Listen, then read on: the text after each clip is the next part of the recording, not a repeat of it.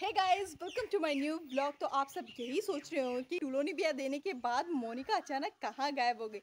तो गाइस, मैं आप लोग को बता दूं कि मैं आ गई हूँ अपने हस्बैंड के जगह में, जहाँ की मेरे हस्बैंड जॉब करते हैं गोलाघाट में। और मैंने जो आपको पहले वीडियो में दिखाया था कि यहाँ मेरे हस्बैंड रहते हैं, तो कुछ दिनों के लिए हम लोग यहाँ आ चुके हैं, क्योंकि हम लोग जहाँ अभी रहेंगे वो घर टोटली हुआ नहीं है। तो दिखाएंगे कि हम लोग कहाँ रहने वाले हैं, जो हमारा नया रूम होगा। हम लोग गोलाघाट में आ चुके हैं। जो मेरे शॉर्ट वीडियो आप लोग देख रहे हैं, और होप करूँ कि आप लोग उन वीडियो को देख के बहुत ही ज़्यादा एंजॉय कर रहे होंगे। ये व्यू है गोलाघाट के एक गांव काकोडोंगा का, जहां हम रहते हैं। वैसे तो ये गांव प्रकृति की गोद में बसा हुआ है, जैसे कि आपको देखने से ही पता चल रहा है। पर हम जहां अभी रहते हैं, यहाँ पानी की बहुत ज़्यादा किल्लत है। और ये हूँ मैं। बर्तन धोने के लिए हम लोग हैंडपम्प का ही पानी का यूज़ करते हैं, क्योंकि आज हस्बैंड जल्दी स्कूल गए तो आज मुझे पानी ले जाना पड़ रहा है। अभी हम जहाँ रहते हैं, आपको यहाँ हर किस्म के पेड़ मिल जाएंगे, पर यहाँ केले के पेड़ आपको सबसे ज़्यादा दिखने को मिलेंगे। इसीलिए हम थाली में ना खाकर केले के पत्तों में खाते, ताकि हमें कम पानी का यूज़ करना पड़े।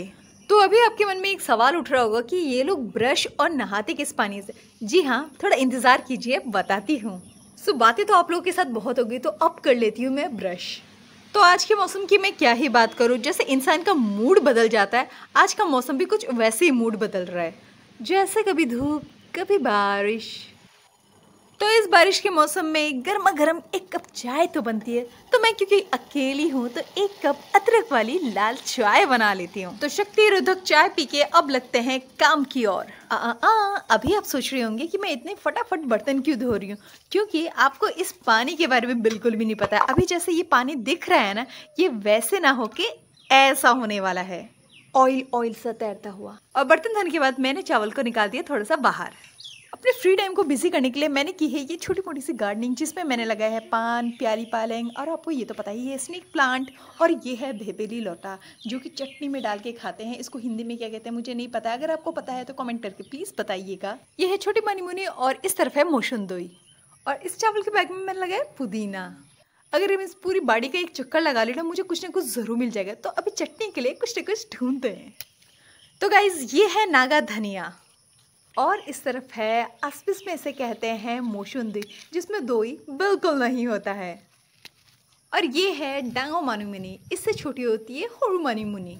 बड़ी मानीमुनी के आसपास ही आपको मिल जाएगी छोटी मानीमुनी, और ऐसा लगता है मानो कि ये भाई भाई हो। नए नए कड़े पत्ते के पत्ते निकल रहे। इसकी चटनी बहुत ही ज़्यादा टेस्टी होती है। चटनी की चीज़ें ढूंढने के बाद मैं ले आई हूँ रियांश को स्कूल से घर। अब बनाने बैठती हूँ चटनी। पहले पुदीना को धो लेते हैं। अभी कुछ देर पहले ही तो धूप दे रही थी, अब देखिए गाइस मौसम कैसा हो गया यार। और ऐसे मौसम में जो मच्छर निकलते हैं, मैं क्या ही बता दूं, पूरा हाथ का काट काट के बुरा हाल कर दिया है। हम तो बारिश से पहले पहुंच गए, पर बहुत सारे बच्चे भीग गए। ये देखिए गाइस, बारिश के दिनों में जो नई नई घास होती है ना, तो इसको खाने के लिए आ चुकी है हमारे घर में गौ माता। और मुझे भी लग गई थोड़ी सी भूख, तो इस मौसम में मुझे सिर्फ रोटी खाने का मन कर रहा है। तो मैं बना लेती हूँ सिंपल सी रोटी अचार के साथ।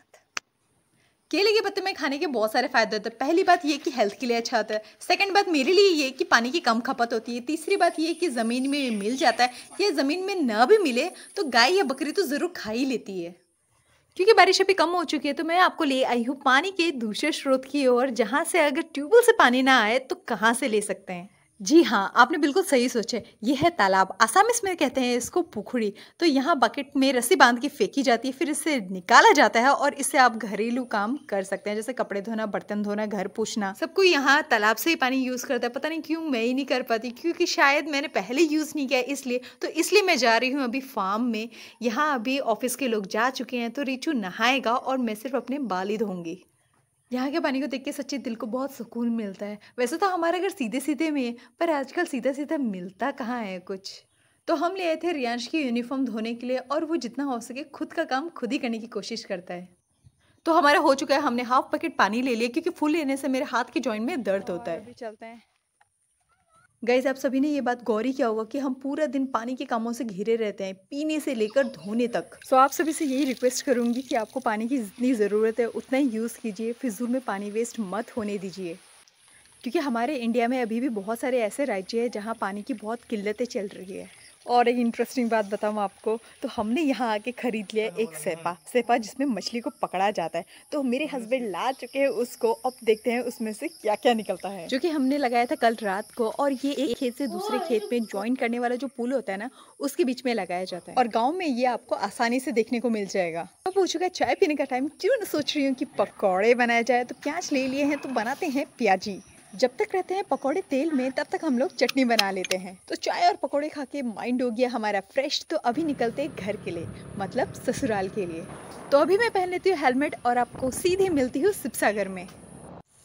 घर आके सच बहुत अच्छा लग रहा है, क्योंकि रास्ते में हमें बारिश नहीं मिली, तो आके बहुत अच्छा लगा। फ्रेश होके गाइस अभी निकल पड़ते हैं एक शादी में। इस नए जोड़े को आप अपना आशीर्वाद जरूर दीजिएगा। तो गाइस मैं आपको बता दूं कि ये शादी है मेरे हस्बैंड के दोस्त के बीच वाले भैया की शादी, और इनकी माँ को कहती हूँ मैं माँ। मैंने शादी के बाद रिश्ते कमाए हैं, यहाँ मुझे आके कई माँओं का प्यार मिला है, आशीर्वाद मिला है। एक मेरी खुद की माँ, एक सासू माँ, और मेरे दोस्तों की भी माँ है। नए जोड़े का स्वागत आरती के साथ किया जा रहा है। मम्मी ने पहना चुका है कौनिया, मतलब दुल्हन को सेलिंग साडोर। अभी दोनों को अंदर ले जाया जाएगा।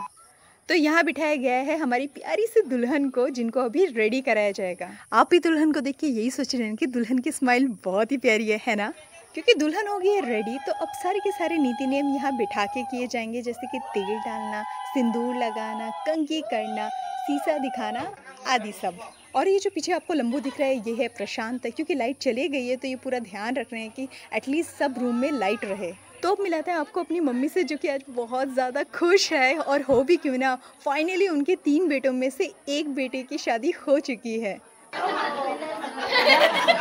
आज ये घर खुशियों से भर गया है।